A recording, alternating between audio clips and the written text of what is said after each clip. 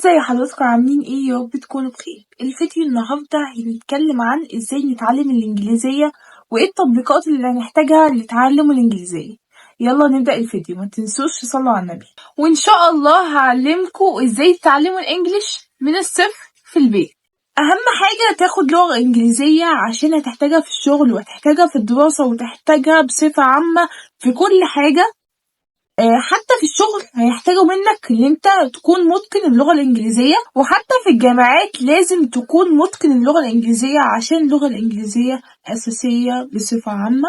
وكمان الشغل هيحتاجوا منك اغلبهم، يعني هيحتاجوا منك ان انت تتعلم اللغة الانجليزية. فيلا نبدأ مرحلة ازاي نتعلم اللغة الانجليزية. اول حاجة هنبدأ بالقنوات اللي على اليوتيوب اللي انت تتعلم منها اللغة الانجليزية. The American English، وهو أفضل قناة على اليوتيوب بتعلمك اللغة الإنجليزية.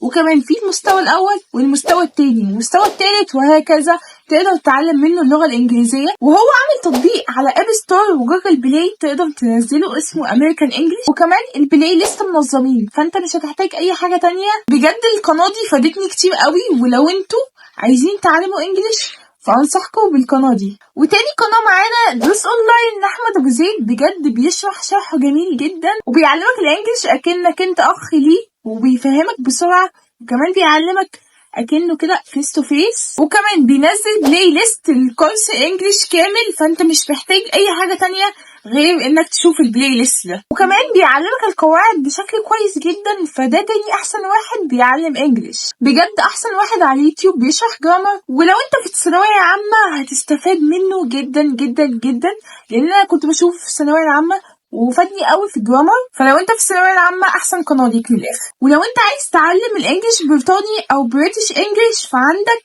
قناه ايهاب رشوان، بجد افضل قناه تتعلم فيها الانجليش البريطاني. وكمان استاذ ايهاب رشوان خبره اكتر من 20 سنه، فانت هتستفاد منه. انا عارفه انكم مستغربين ليه اللي انا لبسه غير المره اللي فاتت. ليه بقى؟ لان انا مش كملت الفيديو المره اللي فاتت، فبكمله معاكم ان شاء الله النهارده. اهم حاجه في التعلم ذات نفسه انكم تتعلموا باستمراريه. يعني ايه باستمراريه؟ يعني كل يوم تحددوا عدد ساعات معينه كل يوم، يعني ساعتين على الاقل او 3 ساعات بكتير قوي كل يوم، وتعلموا فيها الانجليش او اي لغة تانية. لازم نستمر في العادة دي كل يوم عشان نوصل للنجاح. لازم يكون لكل واحد منكم هدف. ايه الهدف؟ اللي انت بتتعلم اللغة الانجليزية. فلازم كل يوم ساعتين او 3 ساعات تقعد في اوضتك وتسيبك من اي حاجة، السوشيال ميديا اي حاجة، وتتعلم اللغة الإنجليزية، وتقفل موبايلك وتشغل اللابتوب أو التابلت وتتعلم اللغة الإنجليزية على يوتيوب أو المواقع أو المنصات اللي إن شاء الله هقولها لكم برضه بإذن الله الفيديو الجاي. أول خطوة عشان أتعلم اللغة الإنجليزية الاستماع. الاستماع تكرار كتير بتخلي الحاجة تحفظ في المخ بشكل مستمر، فأنت مش محتاج أي حاجة تانية. الناس اللي عندهم لغة كويسة فهم بيسمعوا كتير الحاجات دي. أول حاجة نسمع ايه في اللغة الإنجليزية؟ نسمع بودكاست. البودكاست مثلا واحنا ماشيين واحنا رايحين الجامعة واحنا رايحين المدرسة نسمع بودكاست. مثلا لو انتوا معاكوا سبوتيفاي ممكن تكتبوا في السيرش كده تعملوا بودكاست انجليش. حرفيا البودكاست هيفيدكم، لانكم لو انتوا رايحين اي مشوار الجامعة زي ما قلت او المدرسة او اي مشوار، او انتوا في المواصلات تسمعوه، فلما انتوا تسمعوه كتير فانتوا بتحفظوه، فده بيخليكوا تتعلموا اللغة بشكل أسرع. فأهم حاجة في الموضوع اللي انت تسمع انجليش كتير فتبدأ تتكلم زيهم. تالت حاجة نشاهد أفلام بغرض الدراسة فقط. اللي انت تشاهد الفيلم وتعمل ترجمة من تحت بالانجليش، فده بيساعدك أكتر وبيخليك تتعلم اللغة. ولو انت بقى جمعت كلمات الانجليش وترجمتها للغة العربية فده هيساعدك أكتر. يعني مثلا عندي الكراسة دي أجمع فيها الكلمات اللي أنا هترجمها أو أترجمها في الفيلم نفسه، في ترجمة عربي وفي ترجمة إنجليش. أو نعمل الخطوة دي اللي احنا نحط الكلمات الإنجليش كلها في الكراسة بالشكل ده، وبعد كده من ترجمة عربي بنحط الترجمة تحت كده، فده بيخليك تتعلم بصورة أسرع برضه. الحاجة دي بتفيدكوا قوي لأنكم مش بتكونوا فاهمين الكلمة باللغة الإنجليزية فتكتبوها باللغة العربية، فبتفيدكوا قوي وتسرع عليكوا التعلم. الحاجة دي حلوة قوي اللي انتوا تترجموا الكلمة باللغة الإنجليزية، ترجموها في جوجل باللغة العربية وتكتبوها في الكراسة بتاعتكم. الحاجة دي بتخليكوا تحسنوا في اللغة الإنجليزية بشكل أسرع، وممكن كمان مش تشوفوا الفيلم كله، تشوفوا نصه بس. الفكرة دي هتخليكوا تحفظوا كلمات بشكل كبير قوي، وكمان هيكون عندكم حصيلة كلمات. حاجة كمان هتتكلموا الإنجليش بشكل أسرع. أهم تاني حاجة الكتابة. لما انتوا تشاهدوا أفلام وتترجموها للغة العربية فانتوا كده بتكتبوها، وكمان لما انتوا بتشوفوا قنوات على اليوتيوب لتعلم اللغة الإنجليزية فانتوا برضو بتكتبوا كتير. فأهم حاجة في الموضوع الكتابة كتير. انتوا أكيد بتتعلموا اللغة الإنجليزية، فأكيد مش هتكتبوا التو دو ليست باللغة العربية، فتكتبوها عشان تتعلموا بصورة أسرع، وكمان تاخدوا على الكتابة باللغة الإنجليزية فتكتبوها باللغة الإنجليزية بالشكل اللي قدامكم ده يخليكوا تتعلموا أسرع. طب احنا مش عارفين نترجم الكلمة بالعربية نترجمها باللغة الإنجليزية، فنفتح ترجمة جوجل ونبدأ نترجم ونكتب التو دو ليست بتاعتنا. حاجة كمان عشان تخليكوا تتكلموا انجليش بصورة أسرع انكوا تشوفوا أجانب على اليوتيوب بيتكلموا انجليش، مثلا تشوفوا فلوجات لأجانب بيتكلموا انجليش، أو مصريين أو عربيين بيتعلموا اللغة الإنجليزية وبيتكلموا انجليش، ودي الحاجة دي هتفيدكوا جدا برضه. أو مايوتين داي، أو ممكن تشغلوا الترجمة من الإنجليش للعربي عشان تفهموا هما بيقولوا ايه. وسابع حاجة وأهم حاجة القواعد، ما نقدرش نحفظ كلمات بدون قواعد، وقلتلكوا كمان تتعلموا من مين القواعد. لازم أهم حاجة تتعلموا كلمات كتير، احفظوا كلمات كتير.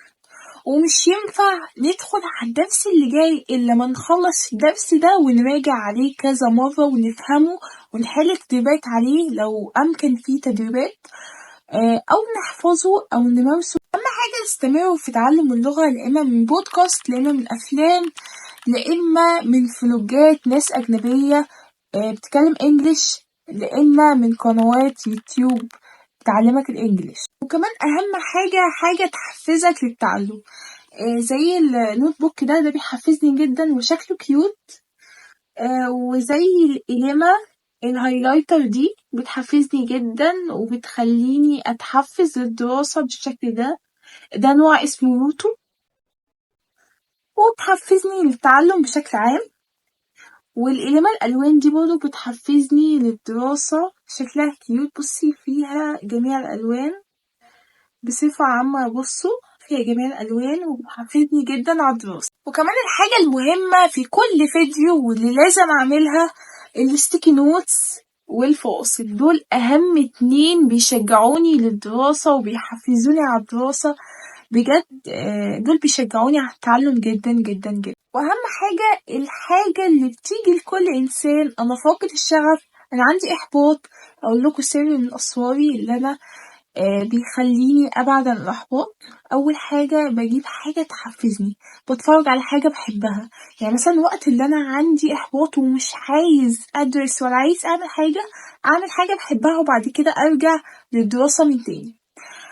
كمان وأنا بدرس بعمل حاجة بحبها، يعني مثلا بنظم كراستي بخليها منظمة، وكمان ممكن أعمل ألوان وأشكال وحاجات زي كده، فدي بتخليني أتحفز للدراسة. وحاجة كمان عشان تبعدوا عن فقدان الشغف والإحباط اللي أنا كنت بعملها الصراحة لما بكون حزينة، بس أول مرة أعملها لما أنا مارس لغة، اللي تصوروا فيديو حتى لو مستواكوا ضعيف، تصوروا فيديو وتشوفوا النطق بتاعكوا حلو ولا لأ، والكلمات بتاعتكوا اللي بتقولوها حلوة ولا لأ، بتقولوا صح ولا لأ. وبعديها بكذا شهر أو بفترة تصوروا فيديو تاني وتشوفوا هل تحسنتوا وتطورتوا في اللغة دي ولا لأ. الحاجة دي هتساعدكوا قوي وهتفرق معاكوا قوي وتخليكوا تبعدوا عن الإحباط وتشجعوا أكتر للتعلم. أهم حاجة في الفيديو ده كله استمر. الاستمرارية بتعلم النجاح. وكمان في كلمات أنا بكتشفها لغاية دلوقتي جديدة ومعرفهاش، فأنت مش تزعل نفسك لما أنت بتكون مستواك ضعيف أو مستواك قليل، لأ، احنا كلنا مستوانا في البداية بيكون ضعيف، وبنطور نفسنا وبنطور من ذاتنا وبنشوف كورسات أو حاجات بتطور ذاتنا. فمش تيأس خالص، وسلم أمرك لله وتوكل على الله، وأشوفكم في فيديو جديد إن شاء الله، والسلام عليكم ورحمة الله وبركاته.